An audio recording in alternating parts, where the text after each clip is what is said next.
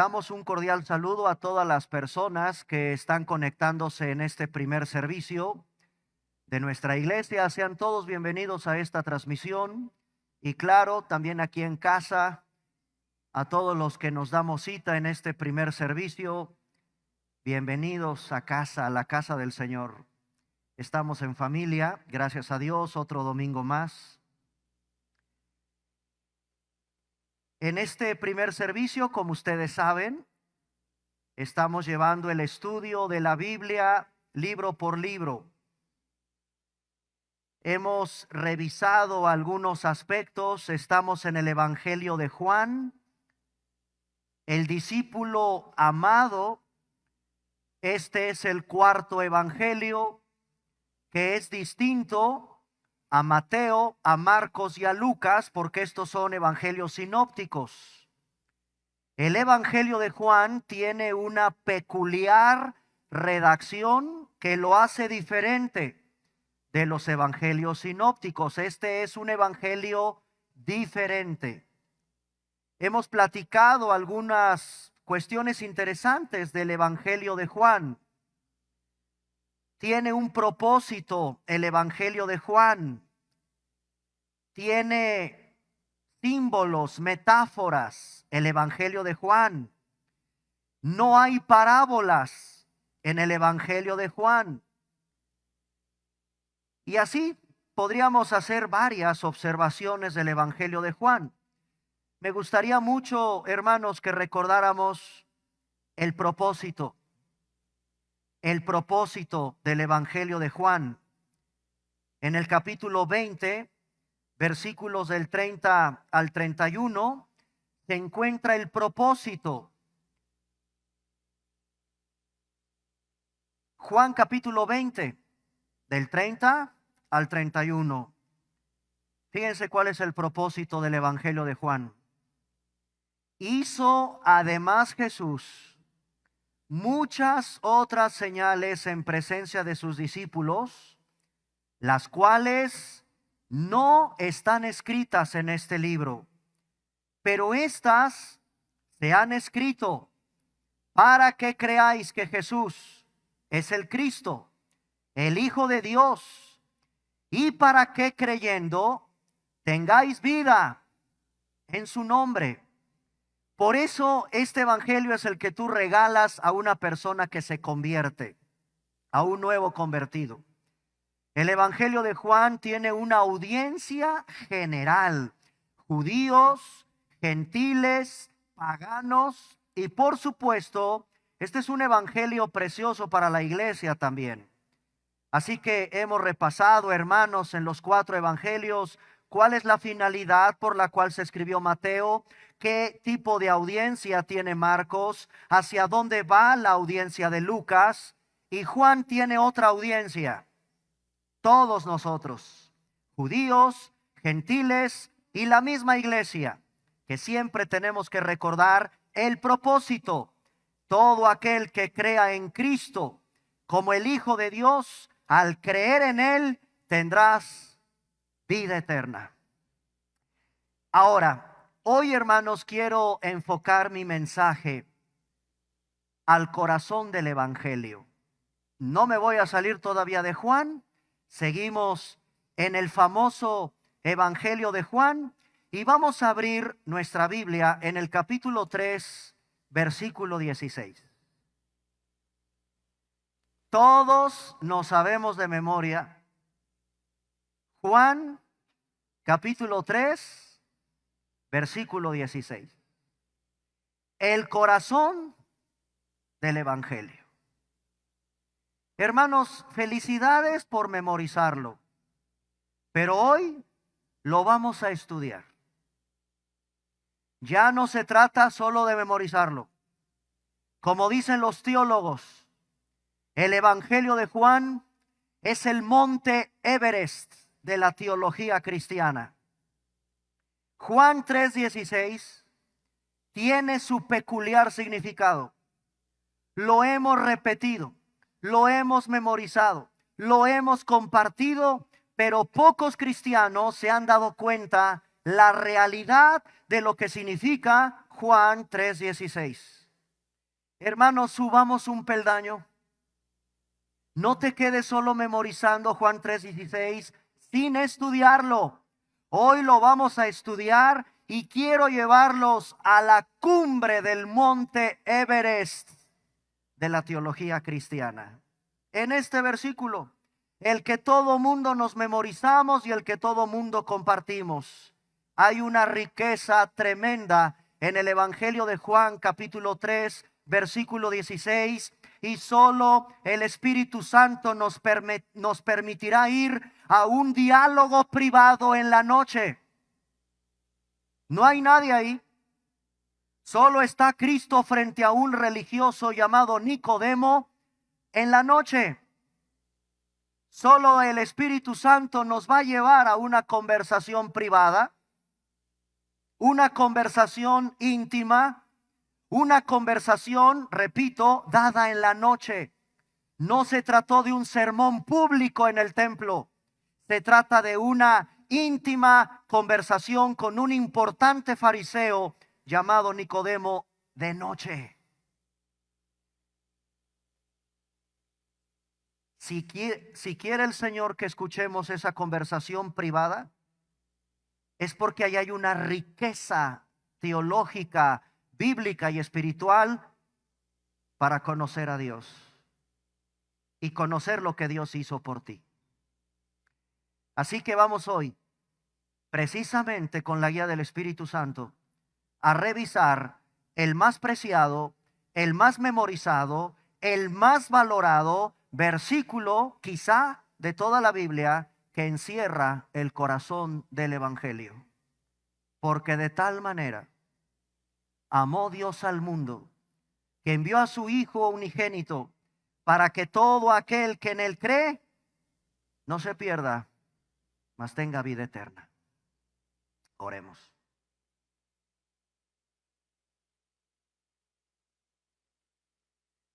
Solo tú nos permitirás acercarnos a ese diálogo ante un hombre que tenía dudas.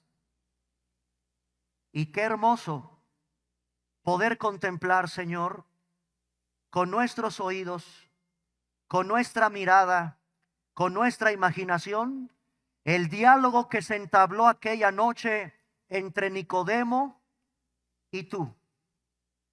Hoy queremos poner toda nuestra atención en estas palabras y asombrarnos, Señor, de lo maravilloso que ha sido tu amor por nosotros al enviar efectivamente a tu amado Hijo para morir por nosotros. Es mi oración, como la oración de todos los que ya experimentamos ese nuevo nacimiento que le explicaste a Nicodemo. Es nuestra oración para todos aquellos que hemos creído en ti, que una vez más tu palabra sea glorificada en el corazón del incrédulo. Abre tú los ojos de aquellos que en esta mañana están escuchando este mensaje. Abre con tu palabra y el poder del Evangelio a aquellos muertos para que los traigas a vida. A ese ciego para que vea, a ese sordo para que escuche. Solo tú, con el poder de tu Espíritu, puedes dar vida donde no la hay. Amado Señor, que tu pueblo hoy ore por los perdidos. Ore por aquellos que necesitan escuchar Juan 3:16. Con la guía de tu Santo Espíritu, permítenos trazar correctamente la enseñanza de estos versículos. Lo pedimos en el nombre de Jesús. Amén. Hermanos, ¿por qué los teólogos dicen que Juan es el monte Everest de la teología cristiana? Porque lo es. Lo vimos, el Evangelio de Juan tiene la peculiaridad de ser sencillo. Nuestros niños en la escuela dominical pueden perfectamente leer el Evangelio de Juan, pero también el más encumbrado doctor de teología se seguirá asombrando de ver la riqueza teológica, la profundidad de las doctrinas que en el Evangelio de Juan están reveladas. Les quiero demostrar con la Biblia con este monte Everest de teología la importancia de estudiar el Evangelio de Juan. Y solamente dentro de ese monte Everest de teología, solamente en una cumbre, en una parte de esa montaña, se encuentra la compleja, la asombrosa doctrina de la elección. ¿La has estudiado? Ya ven, hermanos, que no nada más te conformes con repetir: porque de tal manera amó Dios al mundo, que ha dado a su Hijo unigénito, para que todo aquel que en él crea no te pierdas, mas tengas vida eterna. Sí, mi hermano, pero te pido que subas, sube a esa cumbre de teología. Aquí se encuentra la doctrina de la elección. Esta doctrina es compleja, es chocosa, causa problemas porque nos provoca un conflicto en nuestra mente el tan solo pensar que Dios tiene elegidos y los eligió desde antes de la eternidad pasada, antes de la fundación del mundo. Hermanos, la riqueza teológica de Juan 3:16 va más allá de una simple repetición de memorización. La teología de Juan 3:16 me lleva en el estudio profundo de este versículo, sin duda, a la doctrina de la elección. Vean Juan capítulo 6 y les voy a dar algunas características de la doctrina de la elección.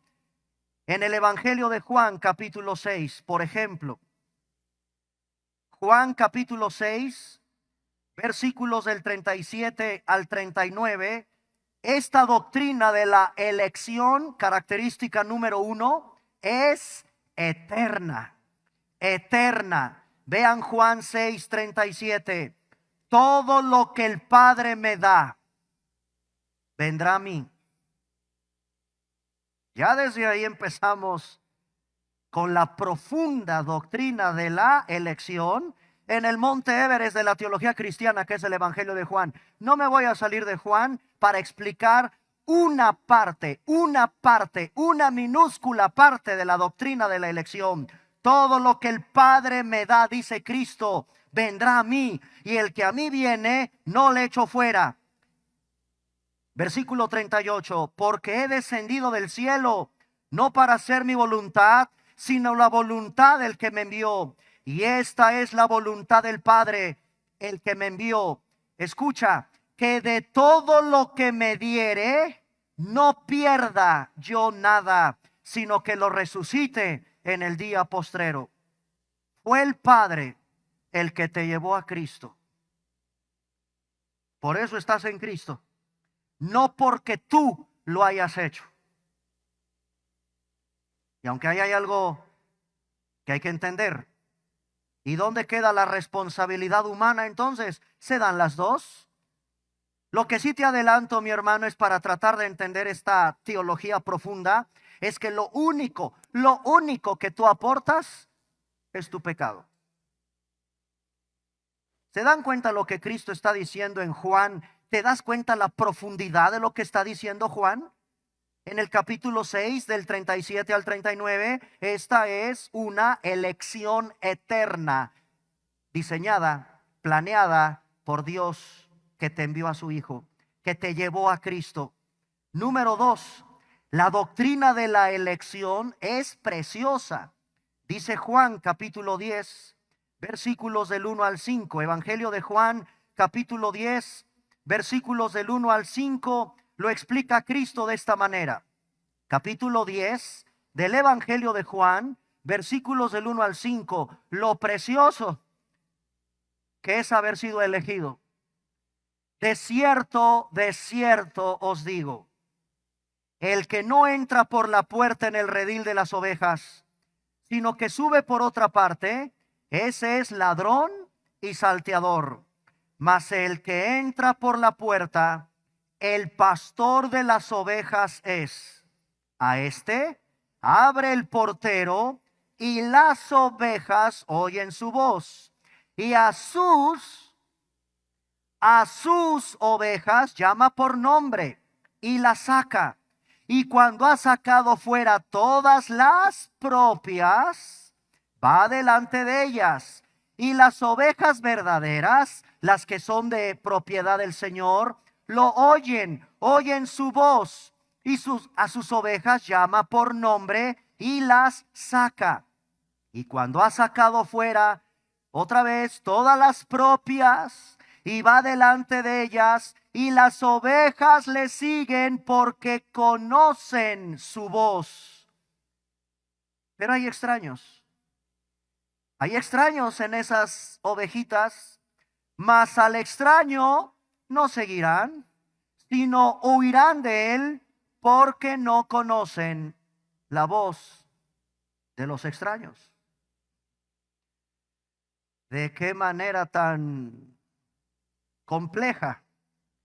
Nuevamente el Señor está hablando aquí de ciertas ovejas que son propias.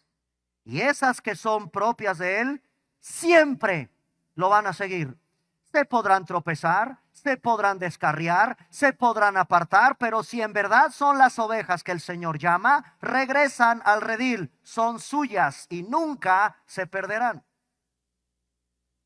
Número 3, la doctrina de la elección es distintiva. Dice Juan en el capítulo 13, versículo 18. Evangelio de Juan, capítulo 13, versículo 18. Con esta distintiva doctrina de la elección, es distintiva. Juan capítulo 13, versículo 18. No hablo de todos vosotros. No hablo de todos vosotros. Yo sé. A ver, hermanos, ¿qué vamos a hacer con este versículo? Yo sé a quienes he elegido para que se cumpla la escritura. El que come pan conmigo levantó contra mí su calcañar. Doctrina de la elección en el Evangelio de Juan es, y yo sé que la palabra puede ser chocante, distintiva. Véanlo ahí. No hablo de todos. El Señor sabe a quién eligió.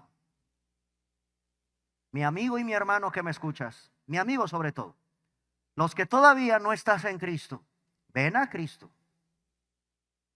Arrepiéntete y cree. No me corresponde a mí, ni a ti, saber quién es un elegido y quién no. En la iglesia siempre habrá trigo y en la iglesia siempre habrá cizaña. ¿Quién es el único que puede separar el trigo de la cizaña? Cristo, el Espíritu Santo, Dios. Yo no. Los pastores, hermanos, los pastores, no somos facultados por el Señor para desde el púlpito decir desde aquí quién ocupa una de las sillas que se han colocado para saber si tú eres en verdad trigo o eres cizaña.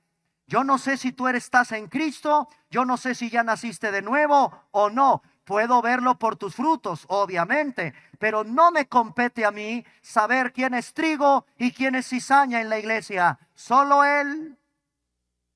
Mi deber es predicarte el evangelio. El deber de un ministerio carcelario o evangelístico es ir a la cárcel, como en esta mañana 3 jóvenes están ahorita en la cárcel y predican el evangelio, anuncian el evangelio. Yo no sé quién de los custodios, la directora del penal, el personal administrativo, las mujeres de la cárcel son o no son elegidas. Nuestro deber como iglesia es enviar, llevarlos, predicar el evangelio. Hermanos, discúlpenme, pero la Biblia es clara. En Juan 13, 18, la doctrina de la elección es distintiva. Pero además, Juan capítulo 15, versículo 16. Juan capítulo 15, versículo 16. La doctrina de la elección es divina. Es de Dios. Es divina. Vean Juan 15, 16. No me eligisteis vosotros a mí, sino que yo os elegí a vosotros. Y te he puesto para que vayas y lleves fruto, y vuestro fruto permanezca. Todo lo que pidas al Padre en mi nombre, yo se los daré. Hermanos, la doctrina de la elección es divina. Más claro, no puede ser Cristo cuando nos recuerda, Él te eligió a ti. Tú y yo no lo elegimos a Él. ¿Y ya vieron para qué te eligió? Lleves fruto. ¿Qué tanto fruto estás dando en tu vida? Y en verdad estás en Cristo, si el Señor te ha elegido, para eso lo hizo. Para eso te eligió. Vayas, lleves fruto y tu fruto permanezca. Esto ya meritaría otra explicación, pero yo hago esa reflexión, amados hermanos. ¿Cuántos cristianos? Sí, sí lo son. Sí son elegidos por el Señor. No están dando fruto. Para eso no te eligió el Señor. Te eligió para que todo lo que hagas sea para su gloria, para que te parezcas a Cristo, para que seas santo, irreprensible, sin mancha, pero también te eligió desde la eternidad pasada para que lleves fruto. Es divina la doctrina de la elección. En el mismo capítulo 15 del Evangelio de Juan, versículo 19, es selectiva. La doctrina de la elección es selectiva. Vean Juan capítulo 15, versículo 19. Si fuerais del mundo, el mundo amaría lo suyo, pero porque no sois del mundo, antes yo os elegí del mundo. Por eso el mundo los aborrece. La Biblia nos dice, hermanos, que por haberte elegido el Señor, tú no perteneces a este mundo. En la Biblia solo hay dos opciones. Este mundo caído, la Biblia le llama el presente siglo malo. La palabra siglo en el griego aion, la presente era, el presente tiempo en el que ahorita tú y yo estamos, se le llama en la Biblia la época, el siglo malo. Aquí estamos, pero viene otro que ya no tarda. El siguiente se llama siglo venidero y es la eternidad con Cristo. Este siglo malo ya no tarda en terminar. De hecho, este siglo malo está embarazado del siglo que ya viene. Es el sí, pero todavía no. ¿Que no soy salvo? Sí, amén. Pero todavía no me entrega el cuerpo glorificado del Señor. No, todavía no. Estoy en el presente siglo malo y en el presente siglo malo soy salvo. Sí, amén. Pero viene el siglo venidero. Es el sí. Ya estoy experimentando el perdón de Dios. El venir a la iglesia es una probadita de este reino precioso de los cielos. El ver a mis hermanos, abrazar a mis hermanos, servir en su obra, cantar, que es lo que vamos a hacer por toda la eternidad. Por eso hay cantos en la iglesia. Es una probadita, es un adelanto del siglo venidero. Todos los que amamos estar hoy domingo en la iglesia, todos los que amamos discipularnos, todos los que amamos estar en los cantos, todos los que guardamos respeto por su palabra, todos los que amamos a nuestros hermanos, estamos ya experimentando el siglo venidero. El sí, pero todavía no. Es como los embarazados, una niña embarazada. Ya dentro de poquito Dayana, una de nuestras jóvenes, esposa de Max, ya va a dar a luz. Ya está el bebé. El bebé de Max ya está, pues sí, ya está en el vientre de su mami, pero todavía no se manifiesta. Exactamente así estamos ahorita desde la perspectiva de la eternidad. Ya está preñado este siglo malo del venidero. No tarda. No tarda Cristo en regresar. Dice la Biblia, y todo esto lo tengo que explicar por lo que dice Juan 15, 19. Si fuerais de este mundo, entiéndase de este siglo malo, el mundo los aborrece. Claro, hermanos, nosotros somos como intrusos, raros.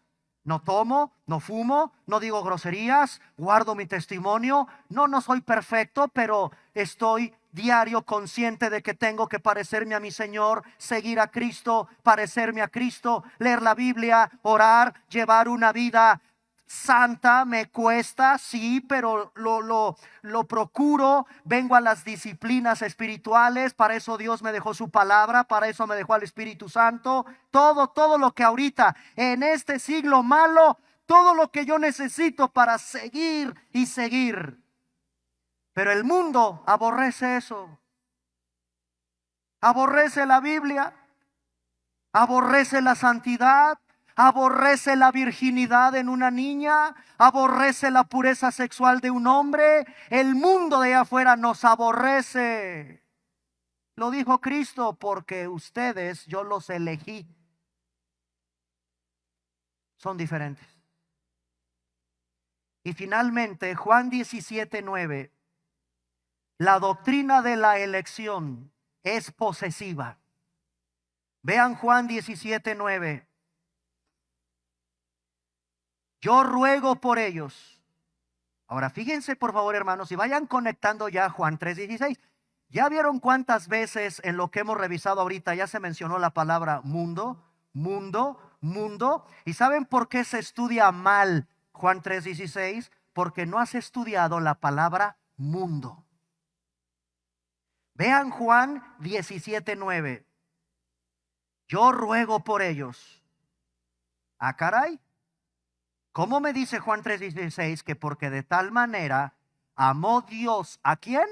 Al mundo. Muy bien, yo me quedo con esa idea superficial y me va a causar un conflicto Juan 3:16 a la luz de la doctrina de la elección.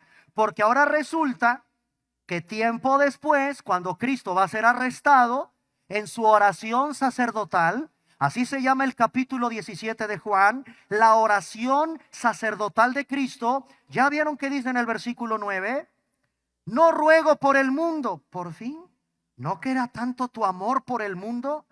No, eso no dice Juan 3:16.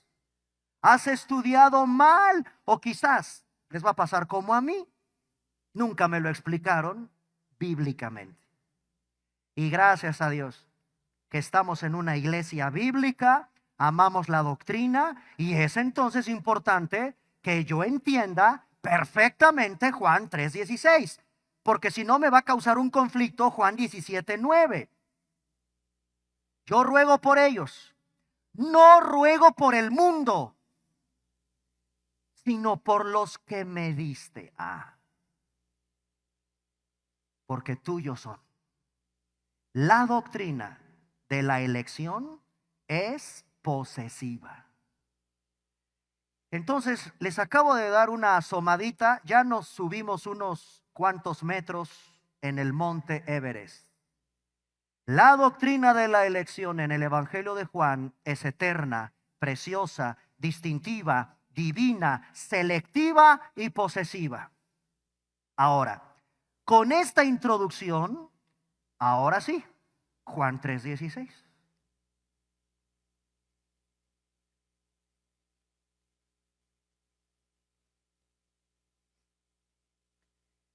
El sujeto, vamos a desglosar hasta donde el tiempo me permita. No hay prisa. Verdaderamente, hermanos, me interesa tanto cumplir delante de Dios con el llamado que Dios me hizo. Los pastores también somos capacitadores al pueblo de Dios. Es decir, mi deber es enseñarles, explicarles las escrituras. Yo sé que tú lo puedes hacer y lo debes de hacer por tu cuenta. Pero si vienes a la iglesia, lo que esperas de la predicación de la palabra de Dios es nutrirte, es alimentarte, es crecer. Y aquí vamos a crecer porque hay una riqueza tremenda en Juan 3:16 que yo también, como tú, quizá repetía, memorizaba y repetía y nunca estudié Juan 3:16. Vamos a desglosarlo. Primero, el sujeto.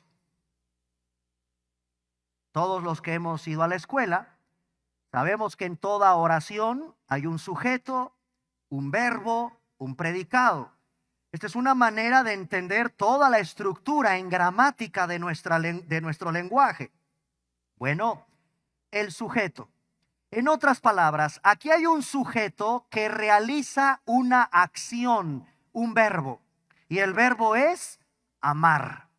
¿Quién es el sujeto, hermanos? Vamos a todos tomar esta pequeña clase entre clase y predicación. Aquí, en Juan 3:16, que no es necesario estarlo leyendo porque ya se lo saben de memoria, aquí hay un sujeto. ¿Quién realiza la acción del verbo? El sujeto de la oración es Dios. El Dios todopoderoso, el creador del universo, amó al mundo.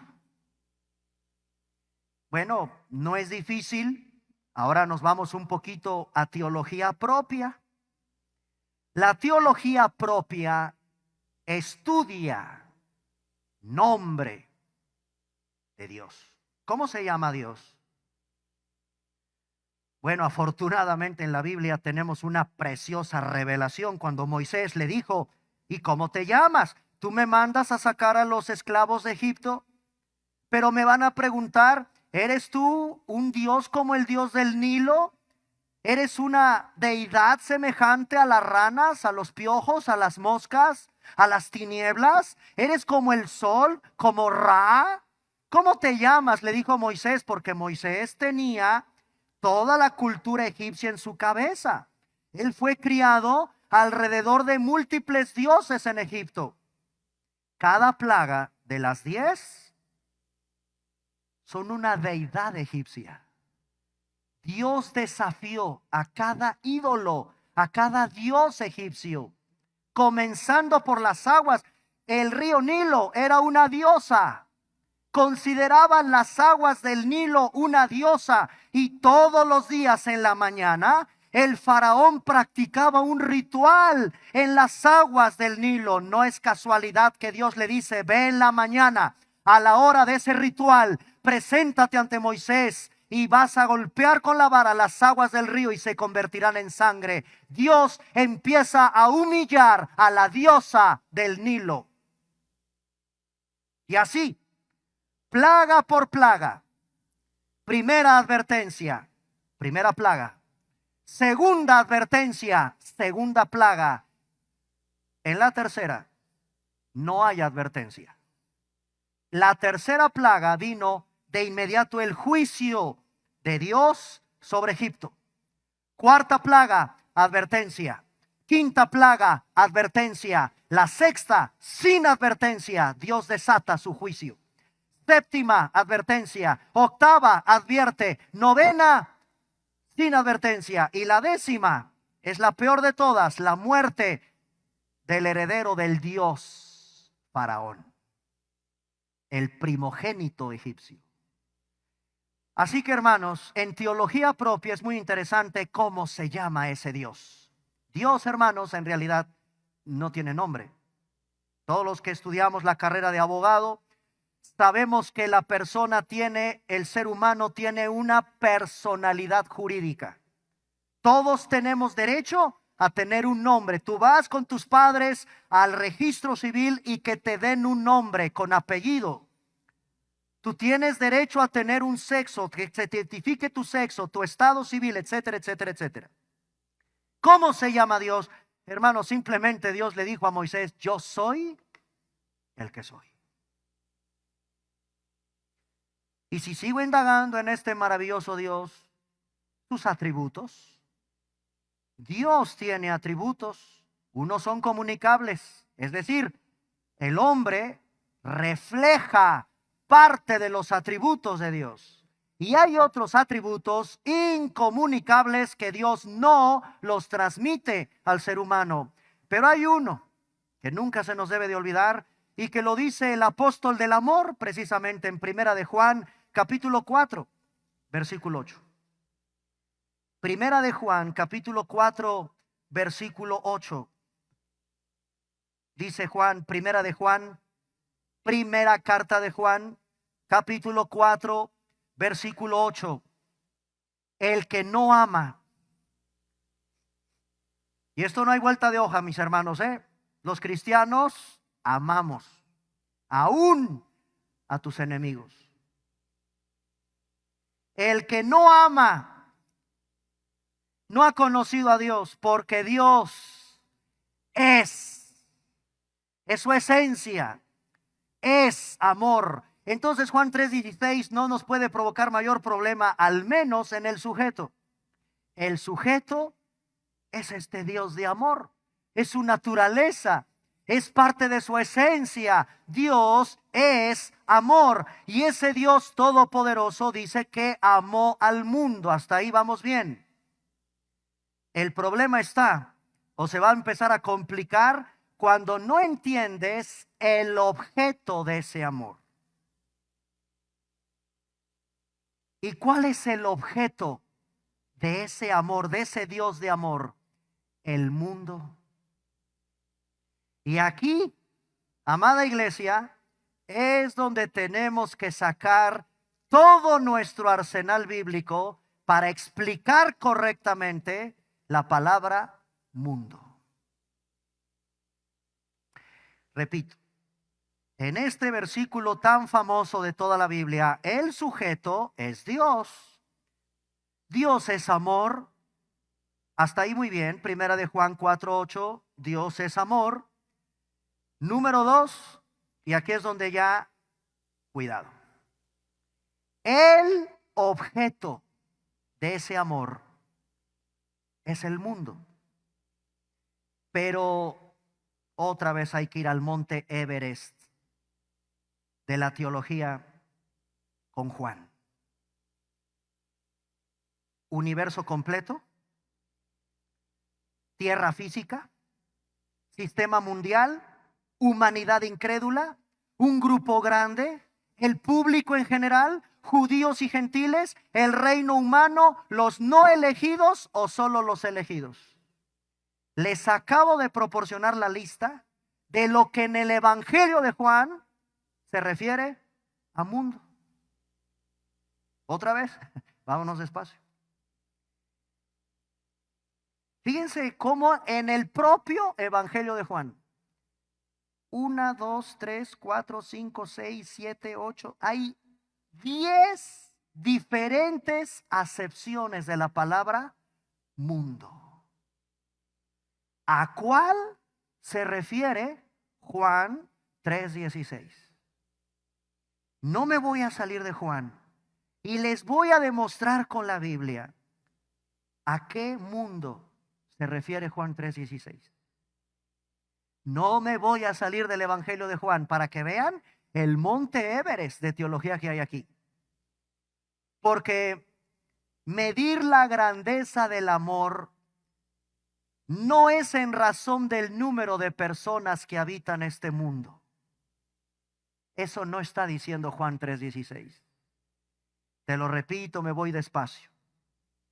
Medir la grandeza del amor de Dios, no es en razón del número de personas que han habitado en el pasado, en el presente o en el futuro, en el mundo por todas las épocas. ¿Se imaginan cuántos miles y miles de millones desde Adán hasta el bebé que está naciendo ahorita han nacido en este mundo? Hermanos, Juan 3:16 no mide la grandeza del amor de Dios por el número de personas que habitan en este mundo en todas las épocas.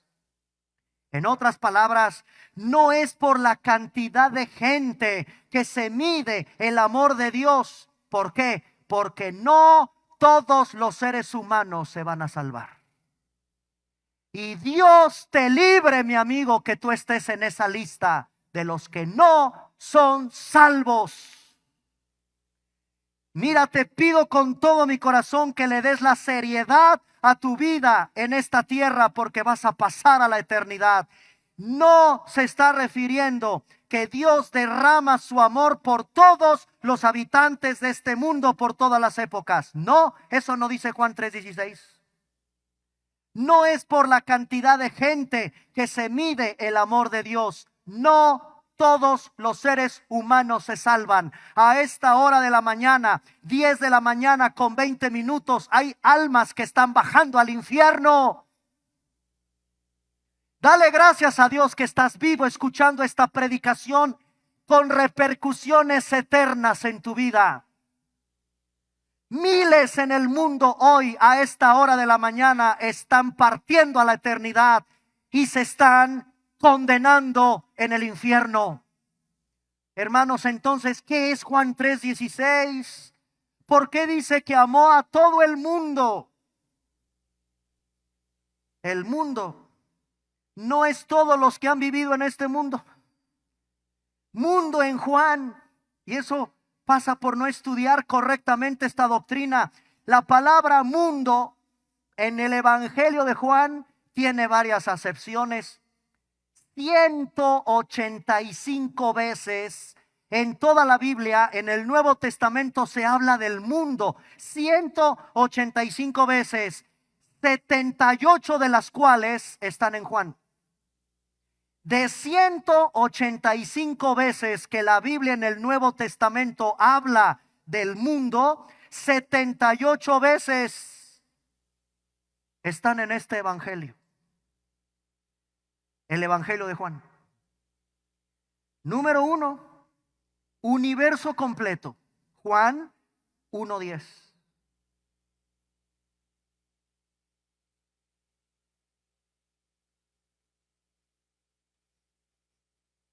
Primera acepción de la palabra mundo. Vamos a tener que entrarle al estudio de Juan 3:16. ¿A qué mundo? ¿Quiénes son los de ese mundo? Porque la primera cosa que, y miren que estoy abriendo el primer capítulo, en el versículo 10 de Juan, y dice, capítulo 1, verso 10, en el mundo estaba, y el mundo por él fue hecho, pero el mundo no le conoció. Primera acepción en el Evangelio de Juan. Aquí se trata del universo completo. Dios es el creador del planeta Tierra, señores. Dios creó el sol, la luna. Ya los seres humanos, los científicos, los astrónomos son los que nos ayudan a ponerle nombre. Le vamos a poner Júpiter. Y curioso, siempre se inclinan por el lado pagano. Nombres paganos. Júpiter, Saturno, Urano, Neptuno se derivan de nombres paganos. Así es el hombre. En su incredulidad le pone él nombres paganos de dioses que no existen. Qué curioso es el hombre en su ciencia. Le coloca nombres a lo que Dios creó con su palabra. Planetas, astros, estrellas. Juan capítulo 1, verso 10 me habla de un universo completo. No es ese Juan 3:16. Segundo, la tierra física. Juan capítulo 13, verso 1. Juan 13:1. Existe el mundo físico. Pues en ese estamos tú y yo ahorita. Es nuestra casa. Dentro de la Vía Láctea. Es impresionante. Oigan, ¿ya vieron el puntito azul que somos? En la Vía Láctea. Estamos, decía el ateo Carlos Sagan. Carlos Sagan era un ateo astrónomo que se asombraba cuando iba a los telescopios y veía la majestuosidad que ven en la NASA. Y decía el ateo Carlos Sagan, somos un puntito chiquitito azul. ¿Quién nos va a ayudar? Esta humanidad, si no hace nada por sí misma, está condenada a fracasar y a extinguirse. Se asombraba de lo que es. No somos nada.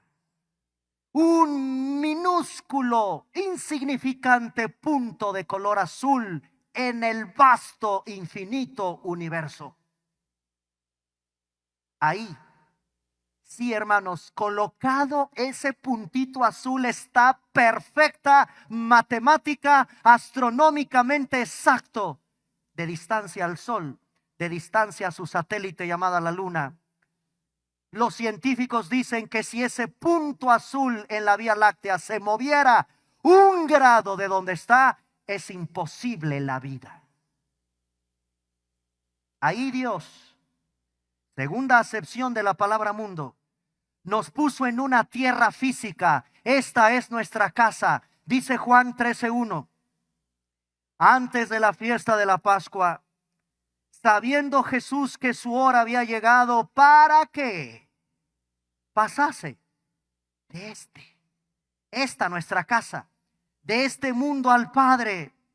Y otra vez ahí está la doctrina de la elección. Este versículo no lo tomé en cuenta, pero véanlo. Como había, y este ya te debe de dar luz, de Juan 3:16. Amó a los suyos. Como el Padre había dispuesto que ya, 33 años, hijo, vas a nacer de una virgen, vas a llegar a la edad de 30 años, vas a predicar el evangelio, tan solo 3 años y medio, hermanos, en el plan soberano de Dios. A los 33 años ya, adiós mundo, terminó mi obra, vas a la cruz, pasase de este mundo al Padre. Y me impacta, véanlo, como había amado, vino por ti, por los que Él eligió, amado a los suyos que estaban en el mundo. Y esto te debe de confortar, los amó, te ama, si eres elegido, hasta el fin. Tierra física. Juan 13:1. Dejó este mundo físicamente. Ahora, ¿a quién nos dejó en su representación? Al Espíritu Santo. Y el Señor está aquí hoy en su iglesia. En Juan 12:31. Juan 12:31. ¿Sabes de qué habla Juan 12:31? De un sistema mundial. Esto es verdad. Sí, hermanos, vivimos bajo un sistema podrido. Dice Juan, capítulo 12, versículo 31. Ahora es el juicio de este mundo. Escucha, mi amigo, lo que dice el soberano creador del universo.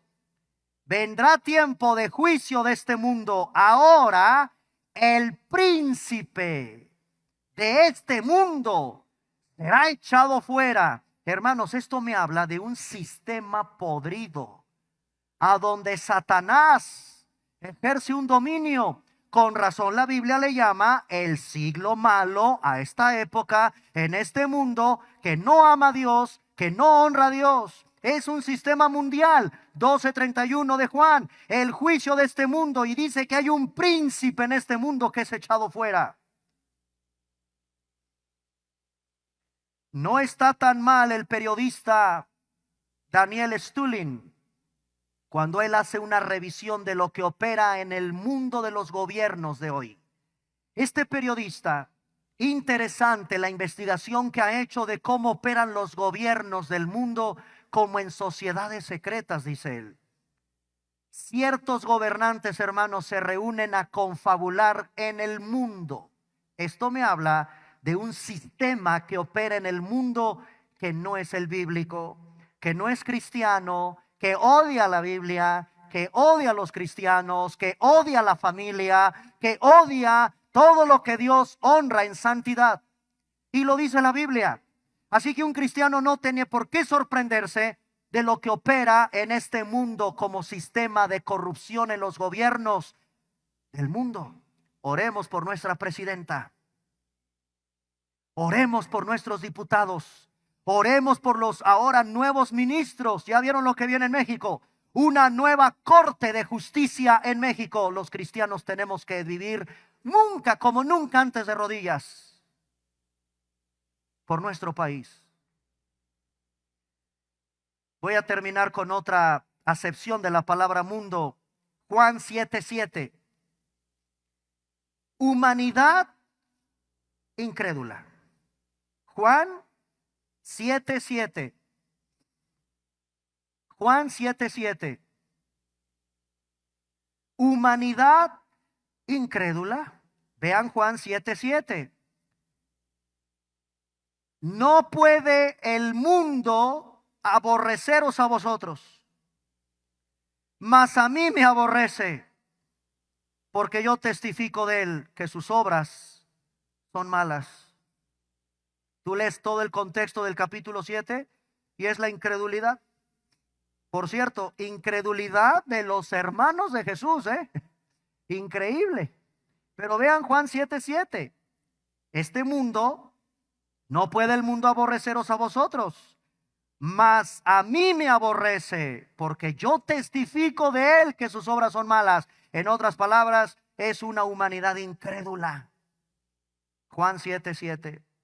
Y hasta ahí vamos a dejar el estudio de Juan 3:16. Todo lo que tú tienes que conocer de Juan 3:16, para que ahora sí, cada que compartas Juan 3:16, entiendas a quién Cristo se está refiriendo cuando dice que fue tan grande su amor del Padre que envió a su Hijo precisamente a este mundo. Pero ¿qué mundo? Porque en Juan hay por lo menos 10 acepciones de esta palabra.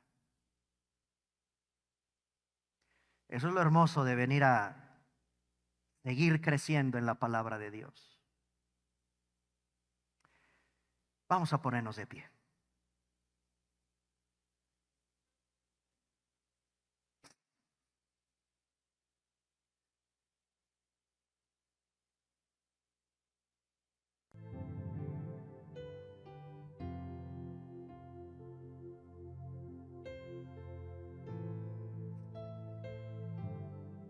¿Alguno de ustedes controló o alguno de ustedes tiene dominio sobre su día y hora en que nacieron físicamente?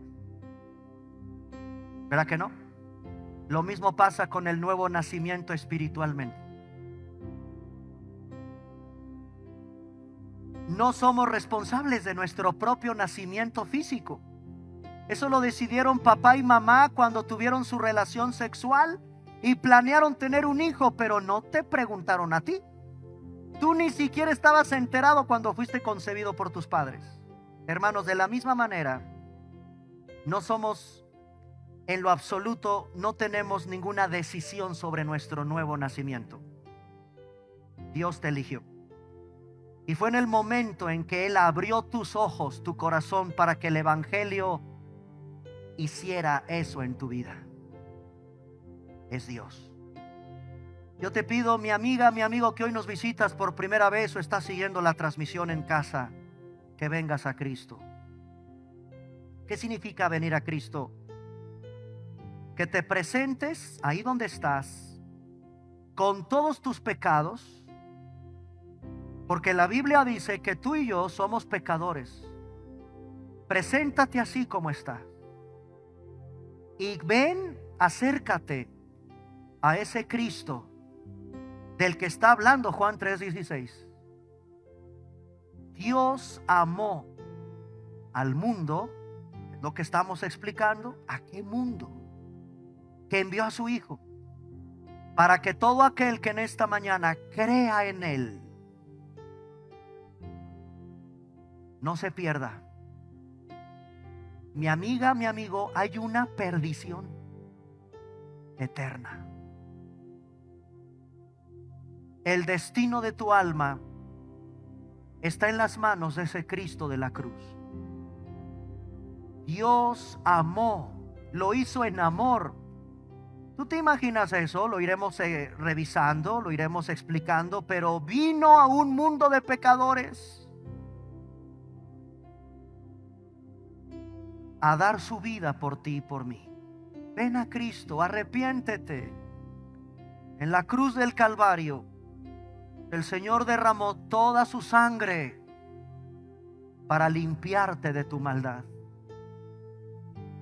No seas parte de ese mundo incrédulo. Oro para que tú no seas de aquellos por los cuales el Señor tendrá que algún día juzgar en aquel día. Ven a Cristo, mi amiga, mi amigo que escuchas este mensaje. Arrepiéntete de tus pecados y cree lo que Jesús hizo por ti. Amado Señor y Dios, cuántas veces he meditado en esta frase, porque de tal manera. Hay algo más grande, hay un amor más grande que enviar a tu Hijo, que enviar lo más preciado que hay, al ser más hermoso, más perfecto, más santo, más puro, y enviarlo a que nosotros lo escupamos, a que tú y yo lo azotemos. Eso hicimos, y esto se sigue haciendo con Jesús. Pero es tan grande el amor, tan grande el amor, que lo envió para que todo aquel que en esta mañana crea en Él, no te pierdas, mas tengas vida eterna. El Padre envió a su Hijo a morir. A eso lo envió. No lo envió a pasear por el mar de Galilea. No lo envió a comer pan y pescado con sus discípulos. No lo envió para caminar sobre el mar de Galilea o sobre las aguas. No, lo envió para que lo mataran. ¿Sabes qué lo mató? Tu pecado y el mío. ¿Hay responsabilidad de ese pueblo que lo rechazó? Claro que sí. Pero mira, mi amigo, la realidad es que delante de Dios, tú y yo rechazamos a Jesús. Ven a Cristo en esta mañana. Por primera vez en tu vida, entiende estas palabras, porque de tal manera amó Dios, te amó Dios, que envió a su Hijo para que tú y yo, que creamos en Él, que creamos en esa cruz, que creamos y reconozcamos: Señor, yo soy un pecador, yo he vivido alejado de ti, yo estoy infestado, como dice tu palabra, fui concebido en maldad, perdóname, sálvame, sálvame, Señor. No puedo librar ese juicio de justicia delante de ti. Gracias por haberme amado de tal manera que enviaste a tu precioso, santo, inocente, perfecto Hijo para que yo lo escupiera. Pero no me juzgarás a mí, lo juzgaste a Él en mi lugar. ¿Habrá un amor más grande que ese? No, no lo hay.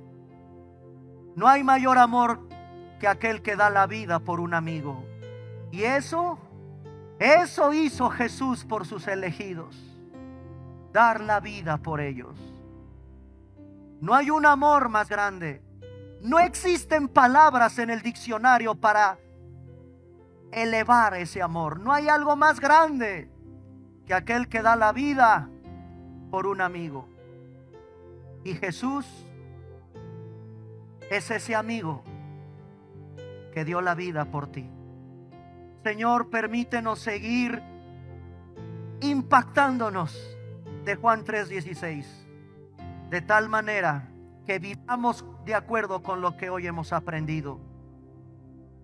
Y seguiremos estudiando este versículo. Gracias por tu bendita palabra. soy oveja de tu prado, porque escucho tu voz. Amado Dios, te cantamos y te adoramos con todo nuestro corazón.